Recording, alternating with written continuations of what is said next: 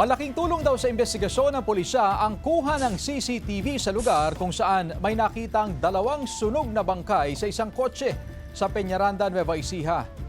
Maririnig ang dalawang putok sa viral video na yan, nakuha sa barangay Sinasahan. Sa gilid ng kalsada, kitang may nakaparadang pulang kotse. Maya-maya isang lalaking nakaitim ang naglakad sa gilid ng kotse patungo sa likuran nito. Lumakad siya palayo sa kotse at tila may kinausap at umalis sila. Matapos ang ilang sandali, dumating ang isang tricycle.